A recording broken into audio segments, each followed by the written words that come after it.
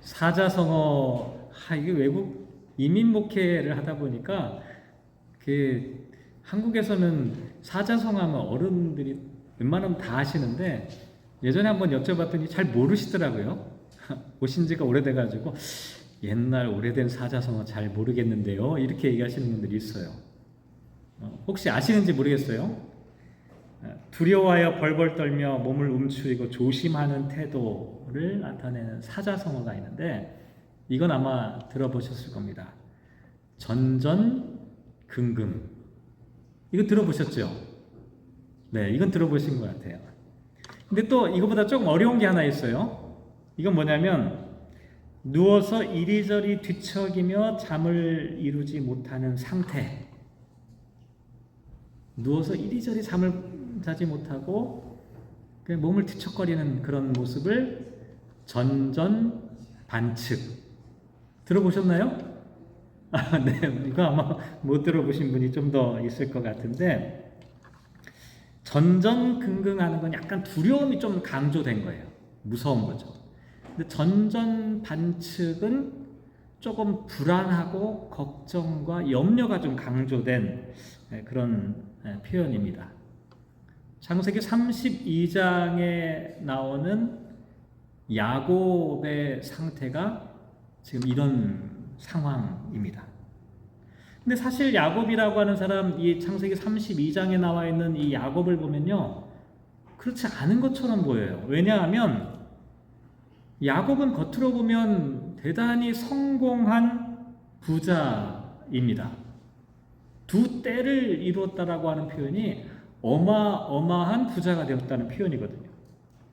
뿐만 아니라 사회적으로도 두 아내와 두 여종과 11아들을 거느린 대가족의 가장이 되었어요. 일가를 이룬 거예요. 그러니까 이 사람은 외형적으로 봤을 때 정말 성공한 사람이라고 할 수가 있겠죠. 그런데 창세기 32장 7절 말씀에 보면 야곱의 지금 모습을 뭐라고 말하냐면 심히 두렵고 답답하다. 이렇게 표현하고 있습니다. 또 11절을 보면 두려워하고 겁을 내고 있었다. 이렇게 말합니다. 우리가 생각할 때 경제적으로도 성공했고 사회적으로도 아주 뛰어난 야곱임에도 불구하고 두려움 가운데 있었다는 거예요. 벌벌 떨고 있었다는 거예요. 전전긍긍, 전전반측하며 지내고 있었다는 것이죠. 뭐가 그렇게 두려웠을까요? 뭐가 그렇게 무서웠을까요?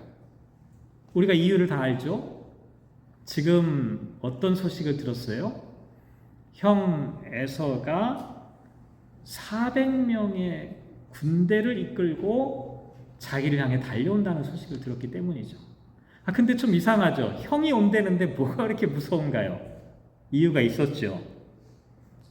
형을 속이고 장자의 복을 가로채고 도망쳤는데 지금 형이 군대를 이끌고 온다는 그 소식을 들으니까 이게 나를 죽이러 오는 거라고 생각을 했던 거죠. 자, 이렇게 전전긍긍, 전전반측하고 있는데 갑자기 어떤 일이 벌어지게 돼요? 어떤 사람의 공격을 받게 됩니다. 그래서 그 사람과 날이 새도록 씨름하였다. 이게 창세기 32장에 나와 있는 이야기이지요. 오늘 설교 제목을 제가 야곱의 씨름 이렇게 잡아봤는데요. 사실 주보에는 나와 있지 않지만 제 설교 노트에는 가로쳐놓고 뭐라고 썼냐면 성도의 씨름 이렇게 부제목을 달아놨습니다. 왜냐하면 이건 그냥 옛날에 야곱이 싸웠던 그 씨름만 얘기하는 게 아니라 야곱의 씨름이 바로 나의 씨름이다 라고 하는 의미입니다. 그렇다면 야곱이 싸웠던 그 씨름은 과연 어떤 씨름이었길래 그 씨름이 나의 씨름이 되는 것인가 한번 생각해 보려고 합니다. 먼저 한번 생각해 볼게요. 이 씨름이라고 되어 있잖아요. 여러분 씨름이라고 하면 뭐가 생각납니까? 모래판에서 이 삿발을 붙잡고 이렇게 하는 싸움, 씨름을 먼저 떠올리게 될 겁니다. 그게 궁금해서 도대체 왜 씨름이라는 단어를 썼을까 한번 찾아봤어요. 그랬더니 이 씨름이라는 단어가 먼지가 펄펄 나는 것을 나타내는 그런 의미로 되어져 있더라고요. 그러니까 정확하게 말하면 우리가 알고 있는 씨름판에서의 씨름이 아니에요.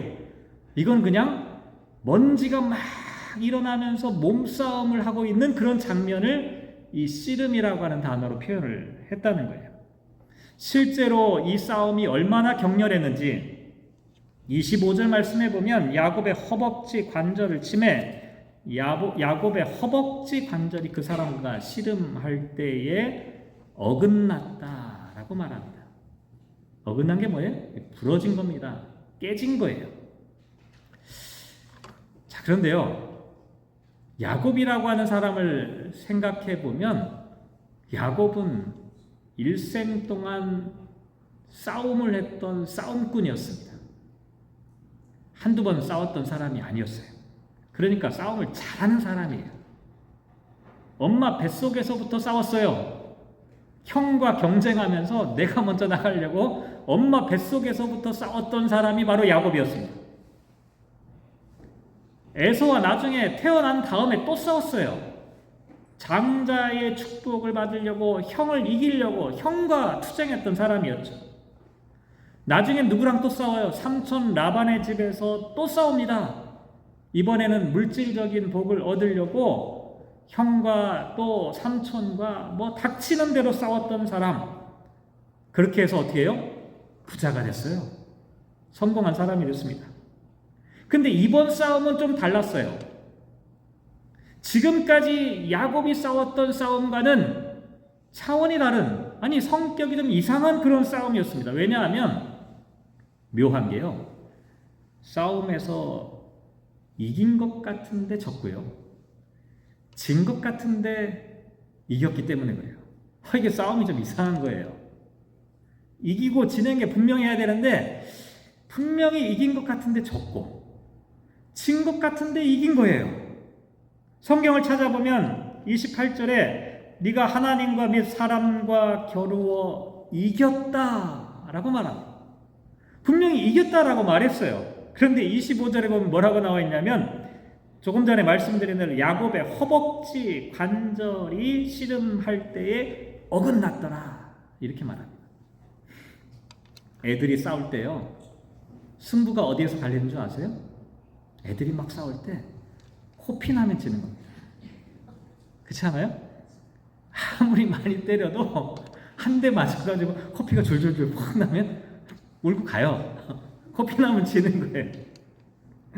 근데 계속 맞다가 운 좋게 한 대 탁 쳤는데 상대방이 코피가 줄줄줄 나. 그러면 이긴 거예요. 코피 났다. 지금 야곱을 이런 상황에서 한번 생각해 보세요. 야곱이 졌어요. 부러졌잖아요. 깨졌잖아요. 분명히 야곱이 졌는데 하나님께서는 네가 이겼다. 이렇게 말씀하셨다는 거예요. 이게 도대체 무슨 의미일까? 이 싸움이 도대체 어떤 싸움이길래 이겼는데 졌다고 하고 진 것 같은데 이겼다라고 말씀하시는 걸까? 조금 전에 말씀드린 대로 야곱이 진 거는 분명해요. 허벅지 관절이 부러져가지고 똑바로 걷지도 못하고 어떻게 해요? 절뚝거렸어요. 그런데요, 야곱이 허벅지 관절이 부러져 절뚝거리며 제대로 걷지 못했다라고 하는 것은요, 절망적인 패배가 아니었어요. 왜냐하면 이건 상징적인 의미를 갖고 있는데 지금까지 야곱이 살아왔던 모든 삶을 떠받치고 있는 허벅지, 야곱의 삶을 지탱하고 있는 그 튼튼한 두 다리가 흔들려졌다, 무너져 내렸다 라고 하는 것은 신체적으로 육체적으로는 무너졌지만 새로운 시작이 야곱에게 이루어지고 있다라고 하는 것을 나타내는 그런 의미입니다. 근데 어쨌든 외견상 볼 때 야곱은 졌어요. 코피가 난 겁니다. 그런데 제가 이 말씀을 묵상하다가 곰곰이 생각해 보니까 야곱은 진짜 행운이다. 하나님께 대들었다가 이 정도면 허벅지 관절 부러져가지고 다리 저는 거 이 정도면 얼마나 다행이에요. 그렇지 않나요? 여러분이 만약에 하나님과 싸운다고 한번 생각해 보세요. 하나님과 싸워가지고 허벅지 관절 부러진 정도로 끝났다라고 하면 여러분 대단히 행운입니다. 야곱도 이 사실을 알았어요. 그래서 30절에 보면 뭐라고 말하냐면 내가 하나님과 대면하여 보았으나 내 생명이 보존되었다.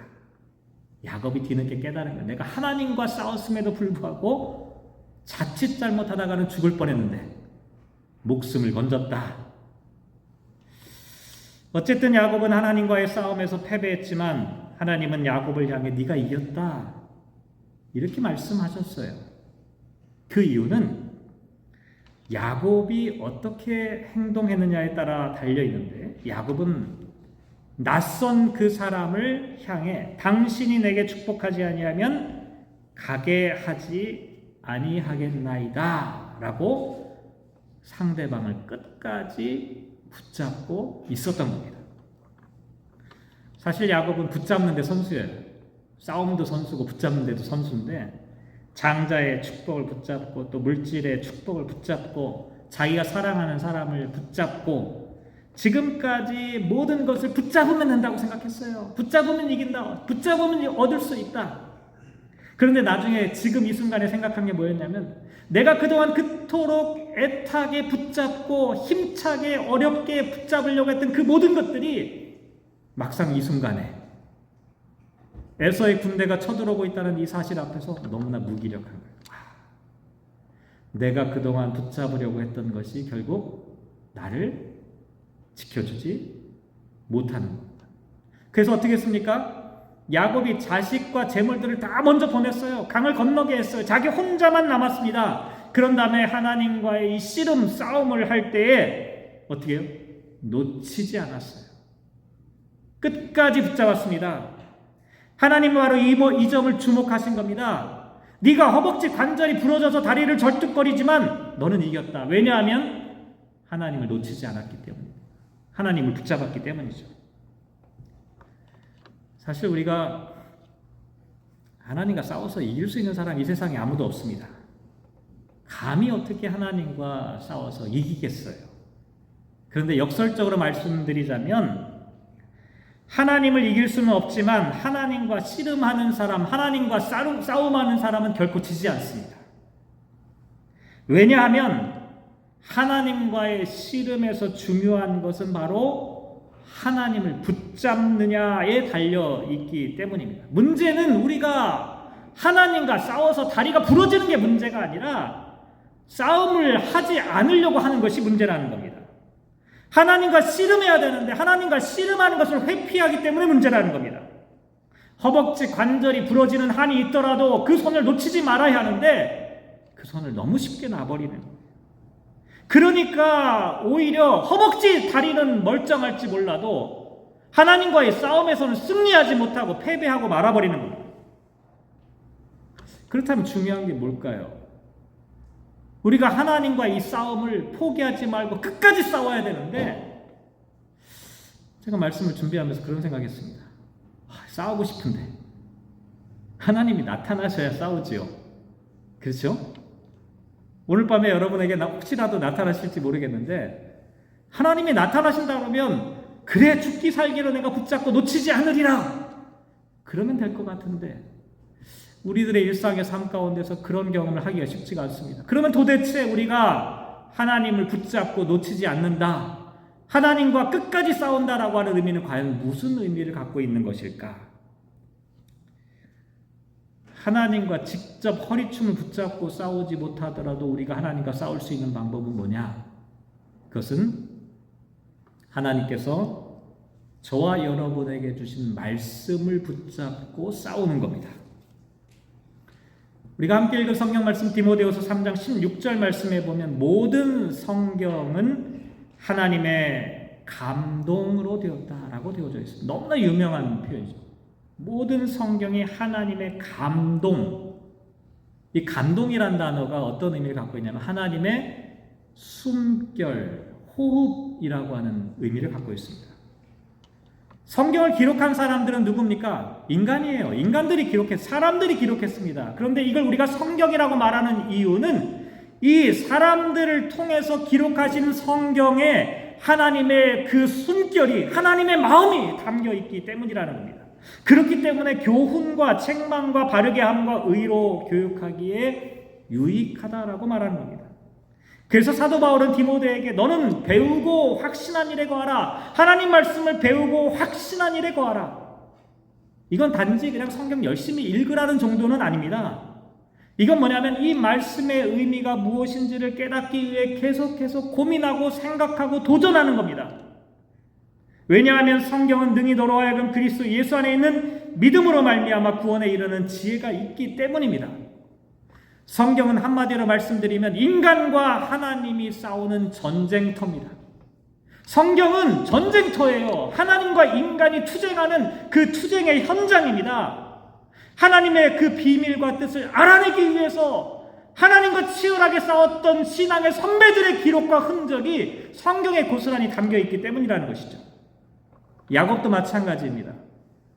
물론 야곱은 몸으로 하나님과 씨름했어요. 그런데 몸으로만 씨름한 게 아닙니다. 26절 다시 보면 당신이 내게 축복하지 아니하면 가게 하지 아니하겠다라고 말했는데요. 저는 이 본문을 읽을 때 이런 생각이 들었어요. 야곱이 지금 어떤 마음이었을까? 붙잡고 하나님, 내가 하나님을 가게 하지 않겠습니다. 야곱이 어떤 생각이었을까요? 아마도 이런 생각 아니었을까요? 야곱의 속마음 가운데 하나님 복 주시는 하나님이라고 말씀하셨잖아요. 아브라함을 불러서 복의 근원이 되게 하신다고 말씀하셨잖아요. 나도 지금까지 복을 붙잡기 위해 열심히 살았습니다. 그런데 왜 하나님의 말씀이 성취되지 않는 겁니까? 지금 아내와 자식들 그리고 모든 재산을 강 건너편으로 보냈습니다. 나는 빈털터리와 같습니다. 도대체 하나님이 약속하신 그 말씀 언제 성취되는 겁니까? 나는 이 손을 놓을 수가 없습니다. 하나님 당신께서 약속하신 그 말씀이 나에게 성취되기 전에는 나는 이 손을 놓지 못하겠습니다. 이게 야곱의 마음이 아니었을까? 우리가 성경을 읽는 것도 마찬가지입니다. 성경을 읽는 것이 지식을 얻기 위한 것이 아닙니다. 성경은 정보를 주는 책도 아닙니다. 성경은 생명의 구원을 주는 그와 같은 말씀입니다. 그러니 그 말씀과 우리는 싸워야 합니다. 도대체 하나님의 말씀은 무슨 뜻입니까? 우리에게 믿음과 구원을 주신다고 말씀하셨는데 왜 우리가 살아가는 이 세상 속에서는 하나님의 구원과 그 믿음이 실현되지 않는 것처럼 보입니까? 저는 답답합니다. 말씀과 붙잡고 싸우는 거죠. 말씀대로 살았는데 왜 모든 것이 하나님의 축복 가운데 살아가지 못합니까?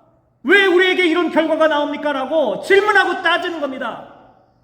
말씀과 싸우고 말씀과 씨름하는 것은 바로 이와 같은 것이죠. 근데 왜 이게 중요한지 아십니까? 말씀과 싸운 야곱에게 어떤 결과가 나타났냐면 28절에 보면 내 이름을 다시는 야곱이라 부를 것이 아니요 이스라엘이라 부를 것이니 이는 내가 하나님과 및 사람들과 겨루어 이겼음이니라 라고 말씀합니다. 야곱의 이름이 이스라엘로 바뀌었죠. 우리가 다 아는 내용입니다. 이스라엘은 겨루어 이겼다라고 하는 뜻을 갖고 있지요. 네, 또 다른 의미가 있습니다. 이스라엘이라고 하는 것은 하나님의 통치, 하나님의 다스림을 의미하는 단어이기도 합니다. 다시 말씀드리면 하나님의 말씀을 붙잡고 치열하게 싸웠던 야곱이 이스라엘이 되었다라고 하는 것은 야곱이라고 하는 말 자체가 움켜쥔다라고 하는 뜻이잖아요. 그런데 이제는 하나님을 움켜쥔 자가 된 겁니다. 다시 말씀드리면 말씀과 싸웠던 야곱에게 하나님의 나라, 하나님의 뜻 가운데 살아가는 하나님의 사람이 되도록 하셨다. 이게 이스라엘이라고 하는 이름의 뜻입니다. 아마도 야곱은 그 순간에 하나님의 뜻을 잘 알지 못했을 겁니다. 그런데 하나님과의 씨름을 통해, 싸움을 통해 드디어 하나님의 말씀과 하나님의 뜻과 하나님의 신비를 깨닫게 된 겁니다. 그래서 하나님으로부터 그 거룩한 이름을 너는 이제 이스라엘이다.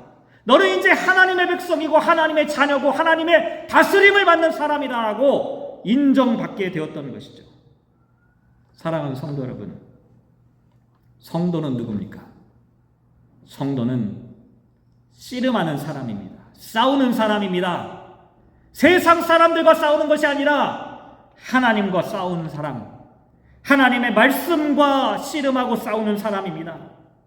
조금 전에도 말씀드렸지만 하나님의 말씀은 단지 지식이나 정보가 아닙니다. 하나님의 말씀은 진리입니다. 생명과 구원의 말씀이 그 말씀 속에 담겨져 있습니다. 하나님의 말씀과 싸우는 사람에게 하나님께서는 이스라엘로 하나님의 구원받은 백성으로 인정해 주신다고 말씀하신 겁니다. 또 하나 우리가 하나님과 싸울 수 있는 특별한 방법이 하나 있습니다. 그건 뭐냐면 기도로 싸우는 겁니다. 우리가 함께 읽은 누가복음 18장 1절 말씀에 보면 예수님께서 이렇게 말씀하십니다. 항상 기도하고 낙심하지 말아야 할 것을 비유로 말씀하셨죠. 항상 기도하고 낙심하지 말, 이게 주제입니다. 그러면서 비유를 말씀하셨는데 2절에 보면 어떤 도시에 하나님을 두려워하지 않고, 하나님을 두려워하지 않는다는 것은 하나님을 무시하는 이방인을 나타냅니다. 그리고 사람을 무시하는 한 재판장이 있다. 사람을 무시한다는 게 뭐예요? 권력을 바라보는 사람입니다. 뇌물을 보는 사람이에요. 한마디로 최악의 재판장이죠. 반면에 또 누가 있습니까? 과부가 있죠. 과부는 대표적인 사회적인 약자, 힘없는 사람입니다. 그런데 3절을 보면 내 원수에 대한 나의 원한을 풀어주소서 이렇게 말합니다. 사실 여기 원수라고 나와 있지만요, 정확한 뜻은 뭐냐면 법정에서 상대 소송자를 나타내는 표현입니다. 원한이라고 되어 있지만 원문에는 원한이란 단어가 없어요. 그러니까 문제를 해결받기를 원하는 거예요. 그런데 이 여자가 뭐예요? 가난해요. 힘이 없어요. 그러니까 정당한 재판을 못 받는 겁니다. 왜냐하면 이 재판장이 썩어버졌거든요. 그런데 어떻게 해요? 포기하지 않고 3절에 보면 자주 그에게 가서 내 원수에 대한 나의 원한을 풀어달라고 계속해서 부탁을 하는 겁니다. 얼마나 자주 찾아갔는지 5절을 보면 이 과부가 나를 번거롭게 하니 내가 그 원한을 풀어주리라. 그렇지 않으면 늘 와서 나를 괴롭게 하리라 라고 말할 정도였습니다. 불의한 재판장, 뇌물을 밝히고 하나님을 안중에 두지도 않는 이 사람조차도 과부가 끈질기게 찾아와서 부탁하고 애걸하니까 과부의 원한을, 이 재판을 들어줄 수밖에 없다는 겁니다. 예수님께서 이 비유를 말씀하신 후에 7절과 8절 말씀에 보면 하물며, 중요한 단어가 하물며입니다. 하물며. 이 불의한 재판장조차도 이러는데 하물며 하나님께서 그 밤낮 부르짖는 택하신 자들의 원한을 풀어주지 아니하시겠느냐? 그들에게 오래 참으시겠느냐? 내가 너희에게 이르노니 속히 그 원한을 풀어주시리라. 하물며 불의한 재판관조차도 과부의 끈질긴 요구를 들어줄 수밖에 없는데 하나님께서 성도들이 기도로 투쟁하는 것을 외면하시겠냐는 거예요. 이건 한편으로 그래, 끈질기게 기도하라, 이런 의미가 담겨 있어요. 끈질기게 기도하라. 그런데 다른 한편으로 보면 이건 뭐예요? 이건 소망에 대한 얘기입니다. 믿음에 대한 얘기예요. 과부가 끈질기게 재판관을 찾아갈 수밖에 없었던 이유는 뭐예요? 재판관만이 그 문제를 해결할 수 있기 때문에 그래요. 아무리 개떡 같은 재판관이라도 다른 방법이 없었던 거예요. 그러니까 재판장에게 찾아가가지고 끊임없이 계속 이야기할 수밖에 없었던 겁니다. 마찬가지입니다. 우리도 하나님께 끈질기게 계속해서 기도할 수밖에 없는 이유는 인생의 구원의 문제를 해결할 수 있는 다른 길이 없기 때문에 그런 거예요.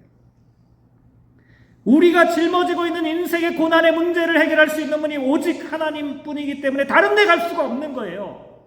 그래서 끈질긴 기도는 다시 말씀드리면 아무나 할 수 있는 게 아니에요. 끈질긴 기도를 할 수 있는 사람은 믿음의 사람입니다. 하나님만이 이 기도를 들어 응답하실 수 있다는 사실을 알기에, 하나님만이 이 기도의 해결자이심을 알기에, 믿기에 하나님께 끈질기게 기도할 수밖에 없는 것이죠. 이렇게 보면요, 야곱은 진짜 끈질긴 사람이었어요. 야곱은 끈질기게 기도했던 사람이었어요. 창세기 32장 26절 다시 보면 그가 이르되 날이 새려하니 나로 가게 하라. 하나님이 지금 급하셨어요. 이게 웬만큼 꽉 붙잡은 게 아니라 너무 꽉 붙잡아서 이제 가야 되는데 손을 놓지 않은 거예요. 그만 나를 붙잡은 이 손을 놓으라고 할 정도로 야곱은 끈질기게 하나님을 붙잡았어요. 왜요? 야곱에게는 하나님밖에 없었던 거예요. 야곱에게는 하나님만이 이 문제를 해결할 수밖에 없다라고 확신하고 믿었기 때문입니다.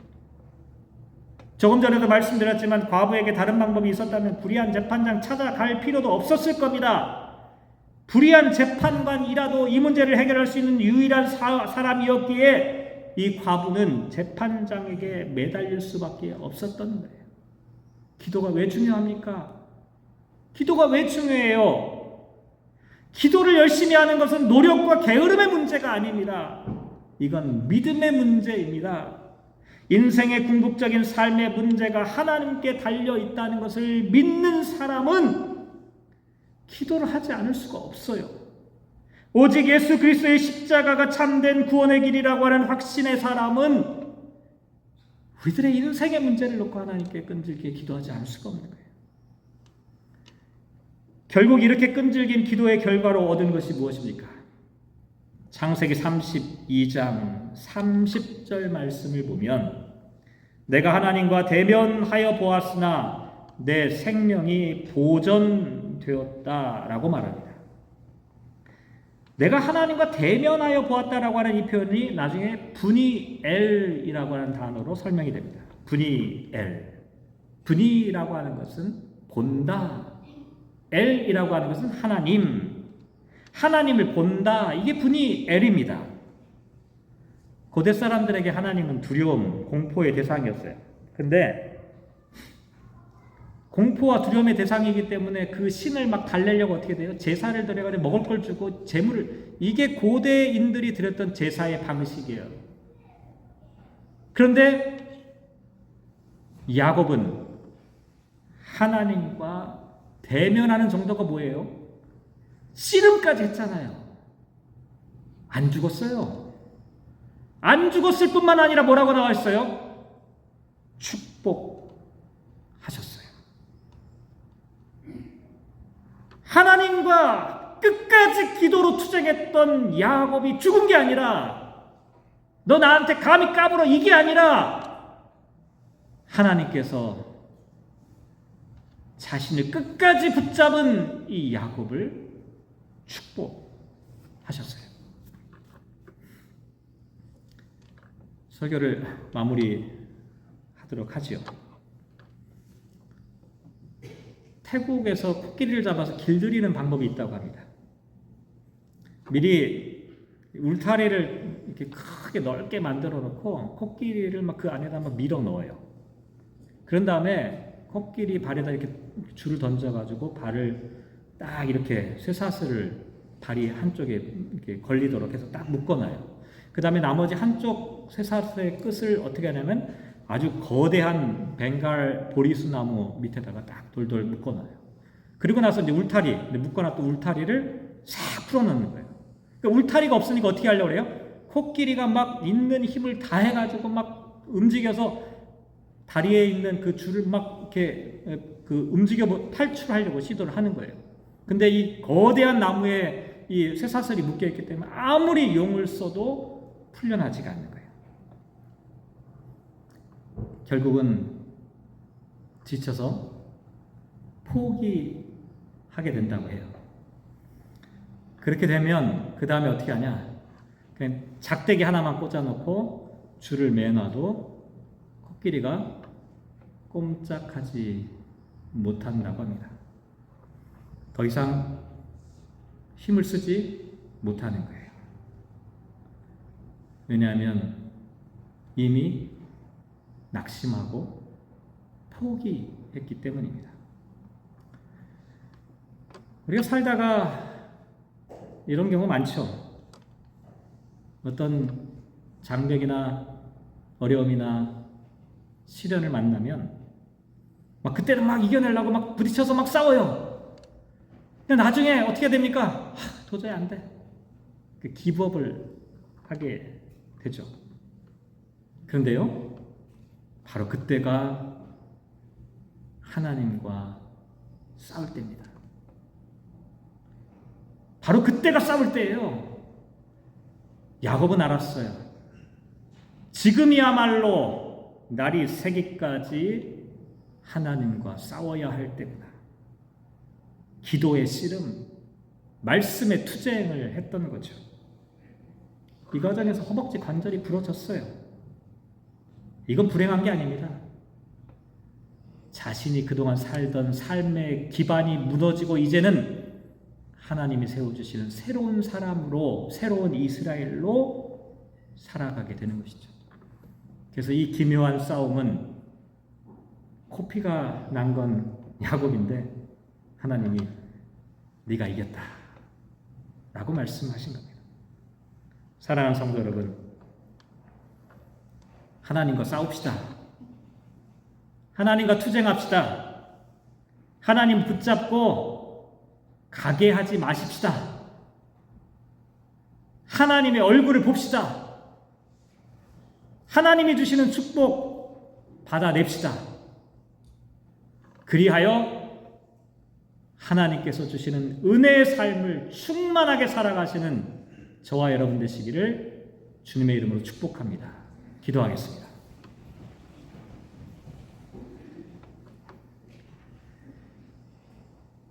하나님과 씨름하는 자, 그 사람이 복된 사람입니다. 왜냐하면 그 사람은 끝까지 하나님을 붙잡은 사람이기 때문입니다. 하나님, 우리가 하나님을 붙잡은 이 손을 결단코 놓지 않게 하여 주십시오. 말씀을 붙잡고 투쟁하게 하시고 기도의 싸움을 지속적으로 하게 하여 주십시오. 하나님의 뜻을 알아낼 때까지, 하나님의 계획과 섭리를 알아들을 때까지 나는 이 손을 못 놓겠습니다 라고 고백하게 하여 주십시오. 거룩한 성도의 투쟁, 거룩한 싸움을 우리들의 인생 여정 가운데 지속하게 하여 주십시오. 마침내 분이엘 하나님의 얼굴을 바라보며 새로운 이스라엘로 살아가는 축복된 사람 다 되게 하여 주십시오. 함께 하시기를 간절히 소망하며 이 모든 말씀 예수님의 이름으로 기도합니다. 아멘.